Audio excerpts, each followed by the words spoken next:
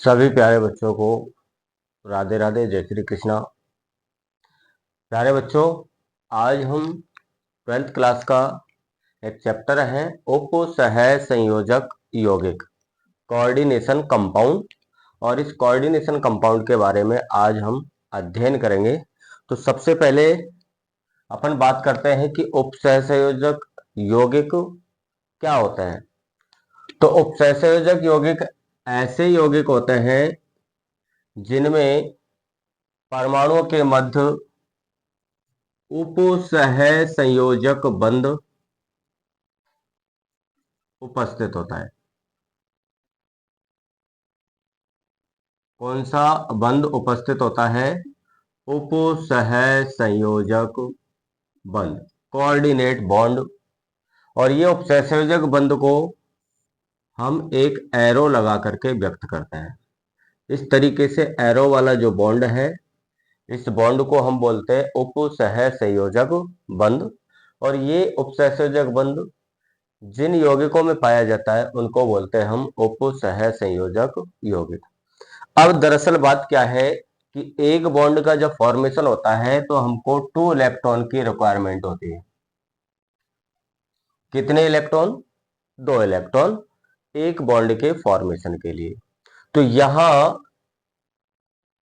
Bond के लिए जो रिक्वायरमेंट 2 इलेक्ट्रॉन की है वो किसी एक ही एटम के द्वारा, एक ही परमाणु के द्वारा उपलब्ध करा दिए जाते हैं। तब जो बॉन्ड बनता है उस बॉन्ड को बोलते हैं हम उप सह संयोजक बंध। अब यहां 2 परमाणुओं के बीच में बंध बनेगा। तो एक होता है मेटल, केंद्रीय धातु परमाणु या आयन, और दूसरा जिनके पास ये इलेक्ट्रॉन युग्म होता है जिसको हम लॉन पेयर बोलते हैं, एकांकी इलेक्ट्रॉन युग्म।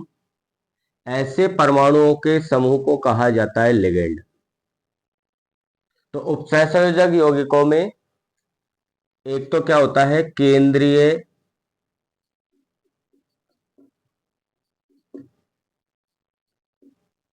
धातु परमाणु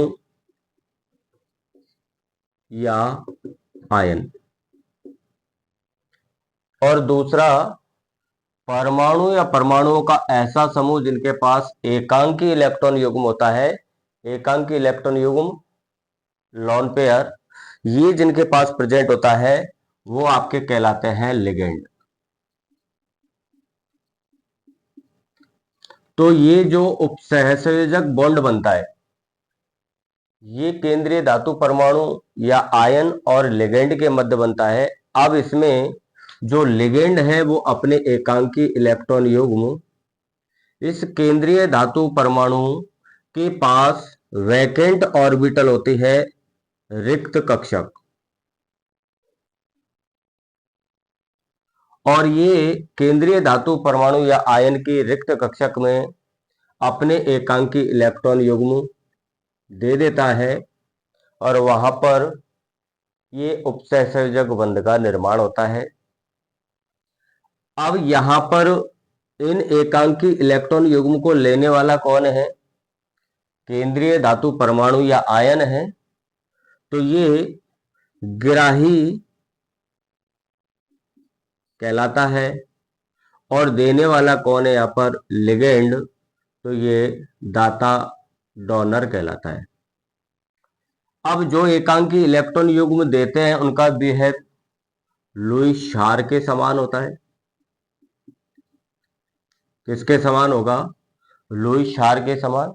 और जो एकांकी इलेक्ट्रॉन युग्म ग्रहण करते हैं वो लुईस अम्ल कहलाते हैं। इस तरीके से केंद्रीय धातु परमाणु और आयन के मध्य लिगेंड अपने एकांकी इलेक्ट्रॉन युग्म धातु परमाणु की रिक्त कक्षक में देकर के उप सह संयोजक बंध का निर्माण करते हैं। ऐसे यौगिकों को बोलते हैं उप सह संयोजक यौगिक।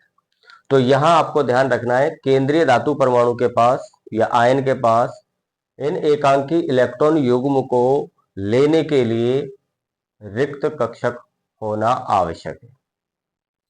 ये देने वाले होते हैं और जो एकांकी इलेक्ट्रॉन युग्म देते हैं वो लुईस क्षार के समान, और जो लेंगे वो लुईस अम्ल के समान। तो उपसहसंयोजक यौगिकों में लुईस क्षार का कार्य कौन करता है? लिगेंड। और लुईस अम्ल का कार्य कौन करता है? केंद्रीय धातु परमाणु या आयन। अब बात आती है कि ये जो उपसहसंयोजक यौगिक होते हैं, दरअसल ये योगात्मक यौगिक होते हैं, और अपने सिलेबस के अंतर्गत योगात्मक यौगिकों में एक आता है आपके साधारण लवण,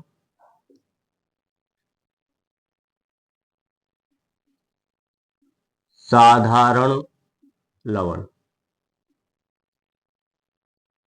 सिंपल साल्ट। दूसरा आता है दिक लवण, डबल साल्ट। और तीसरा हम जो पढ़ेंगे वो पढ़ेंगे उपसह संयोजक यौगिकों के बारे में। तो साधारण लवण क्या है? एक कैटायन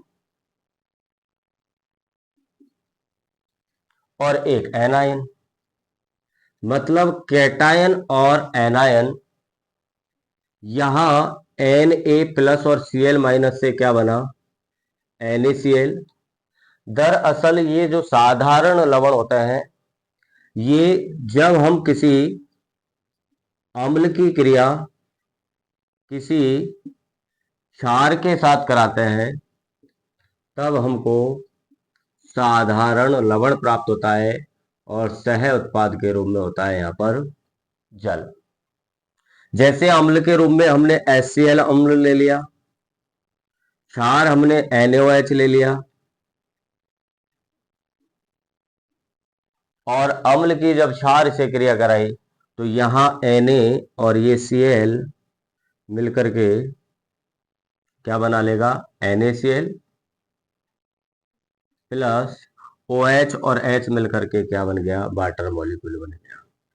तो ये जो NaCl बना है ये साधारण लवण कहलाता है। मतलब साधारण लवण में एक प्रकार के कैटायन होते हैं और एक प्रकार के एनायन होते हैं, जैसे MgCl2,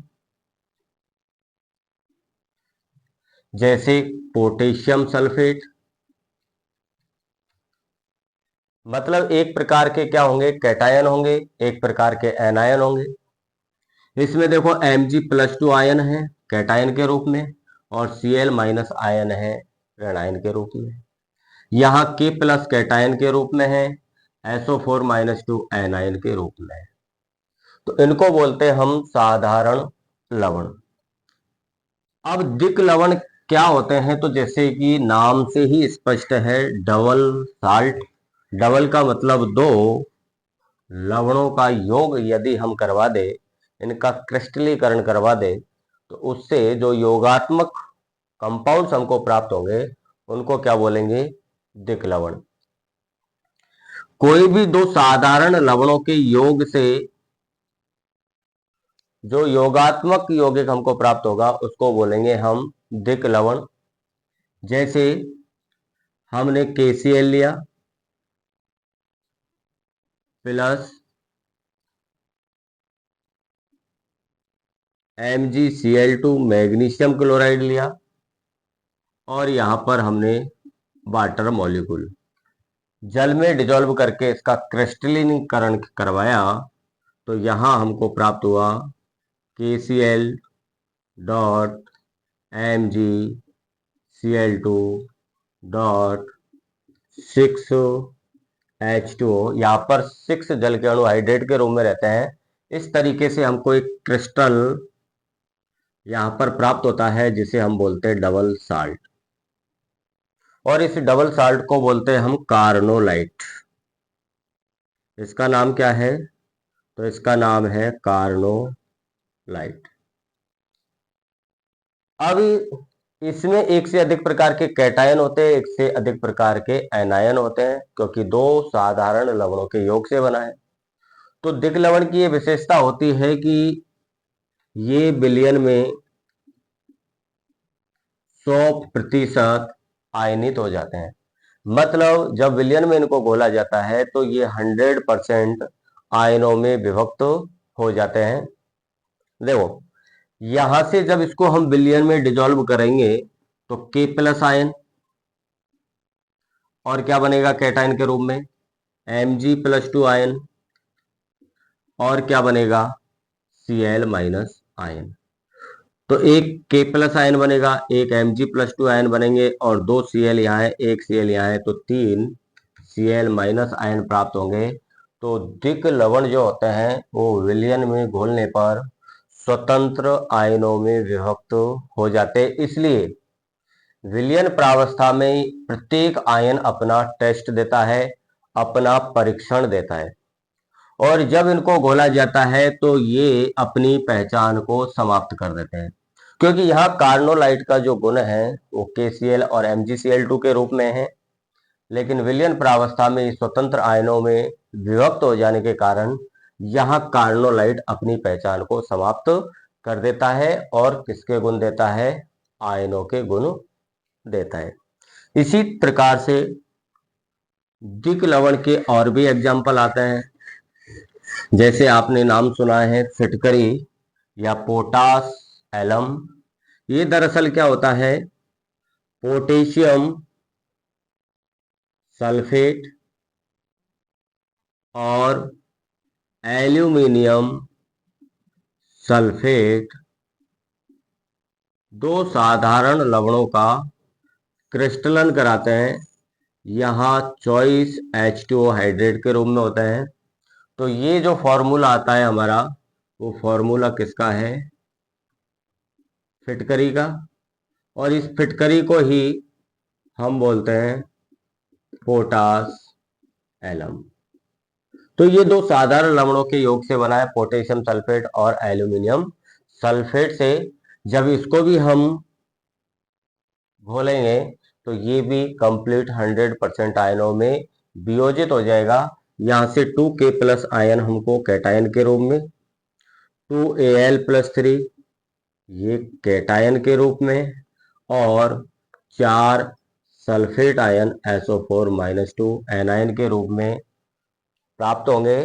तो यहाँ विलयन प्रावस्था में फिटकरी भी अपनी पहचान को समाप्त कर देगा और प्रत्येक आयन अपना क्या देगा, परीक्षण देगा। तो ऐसे कंपाउंड्स जो होते हैं वो आपके डबल साल्ट के अंतर्गत आते हैं। आपको एक तो कार्नोलाइट का एग्जाम्पल इसमें याद रखना है, दूसरा फिटकरी या पोटास एलम का एग्जाम्पल याद रखना है, और तीसरे एग्जाम्पल की बात करें तो थर्ड एग्जाम जो आपके 12th क्लास के प्रैक्टिकल में भी है, मोहर लवण। क्या बोलते हैं इसको हम, मोहर लवण आता है आपके टाइटेशन में, और मोहर लवण होता है FeSO4.NH4 का whole two SO4.6H2। Ferrous ammonium का सल्फेट, दो अलग अलग साधारण लवण फेरस सल्फेट हो गया, अमोनियम सल्फेट हो गया, इनके क्रिस्टलन से ये प्राप्त हुआ। तो इसका भी जब हम आयनन करते हैं तो ये विलयन प्रावस्था में Fe+2 आयन कैटायन के रूप में, दो NH4+ आयन क्योंकि NH4+ आयन के रूप में कैटायन, और दो सल्फेट आयन यहां हमको प्राप्त हो जाते हैं। इस तरीके से ये भी अपनी पहचान को खो देगा। Fe+2 आयन अपना परीक्षण देगा, अमोनियम का अपना परीक्षण है, सल्फेट का अपना परीक्षण है।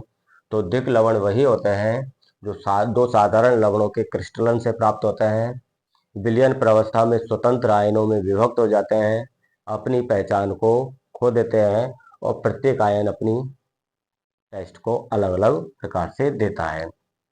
तो ये कहलाते हैं आपके दिक लवण। अब दिक लवण के बाद अब जो हम बात करते हैं यहाँ उपसहसंयोजक यौगिकों की बात करते हैं। तो जैसा कि अभी हमने देखा था, उपसहसंयोजक यौगिकों में उपसहसंयोजक बॉन्ड होता है, कोऑर्डिनेट बॉन्ड होता है, जो किसके मध्य होता है, मेटल और लिगेंड के मध्य। मेटल के पास रिक्त कक्षक उपलब्ध होनी चाहिए, लिगेंड के पास एकांकी इलेक्ट्रॉन युग्म होने चाहिए देने के लिए। लिगेंड यहाँ लुईस क्षार के समान व्यवहार करता है और केंद्रीय धातु परमाणु या आयन लुईस अम्ल के समान व्यवहार करता है। जैसे यहाँ भी दो साधारण लवण लिए हमने KCN और हमने लिया यहाँ पर FeCN2। तो इन दोनों के योग से एक उपसहसंयोजक यौगिक बनता है यहाँ K4FeCN का होल 6। ये दरअसल यहाँ पर जो CN है वो लिगेंड की भूमिका निभाते हैं, जो केंद्रीय धातु परमाणु के साथ उपसहसंयोजक बंध बनाते हैं। तो इसको बड़े कोष्टक लगा करके, बड़े कोष्टक के अंतर्गत केंद्रीय धातु परमाणु होता है और लिगेंड होता है। ये पूरा एक संकुल कहलाता है, कॉम्प्लेक्स। ये प्रति आयन कहलाता है। अब दिक लवण और उपसहसंयोजक यौगिक में क्या अंतर है कि दिक लवण 100% आयनित हो जाता है, जबकि ये पूर्ण रूप से आयनित नहीं होता, क्योंकि जब हम इसका आयनन कराते हैं तो यहाँ 4K+ आयन, अब इससे 4K+ आयन अलग होंगे तो क्या बचेगा, FeCN का होल 6। भाई जितना पॉजिटिव चार्ज अलग होगा उतना ही सामने वाले पर क्या आएगा, नेगेटिव चार्ज आएगा। तो 4K+ इससे अलग हुआ तो यहाँ पर क्या आ गया। तो देखिए ये 100% आयनों में विभाजित नहीं हुआ, इससे K+ आयन तो अलग हुए लेकिन Fe और CN अलग नहीं हुए। इसलिए ये विलयन प्रावस्था में अपनी पहचान को बनाए रखते हैं, क्योंकि इस संकुल की पहचान किसके कारण है, इसके कारण है, और ये अभी भी विलयन की प्रावस्था में उपस्थित है। तो इस प्रकार के यौगिकों को हम क्या बोलते हैं, उपसहसंयोजक यौगिक। और इस चैप्टर के अंतर्गत हम ऐसे ही यौगिकों का अध्ययन करने वाले हैं। तो आज की क्लास जो आपकी रही है, इसमें बोर्ड लेवल का एक प्रश्न कम से कम बन जाता है। कभी कभी पूछ लेता है लिगेंड किसके समान व्यवहार करता है, तो लुईस क्षार के समान। केंद्रीय धातु परमाणु किसके समान व्यवहार करता है, लुईस अम्ल के। लिगेंडों के पास क्या होना चाहिए देने के लिए, एकांकी इलेक्ट्रॉन युग्म होने चाहिए। केंद्रीय धातु परमाणु के पास रिक्त ऑर्बिटल होनी चाहिए। फिर दिक लवण से प्रश्न पूछ लिया जाता है, कभी कार्नोलाइट, फिटकरी, पोटास, एलम जिसको कहा जाता है, और मोहर लवण के फॉर्मूले पूछ लिए जाते हैं। और इस पाठ के अंतर्गत अभी महत्वपूर्ण चीजें आने वाली हैं, वो अपन अगली क्लास में देखेंगे। अगर आपको क्लासेज अच्छी लगी है तो चैनल को सब्सक्राइब करना न भूलें और अपने दोस्तों तक जरूर शेयर करें। इसी के साथ आपको इस चैप्टर के जो PPT के क्वेश्चन है, MCQ क्वेश्चंस, वो भी इसी चैनल पर उपलब्ध करवाए जाएंगे, जो आपके नीट और IIT लेवल के होंगे। Okay, thank you so much.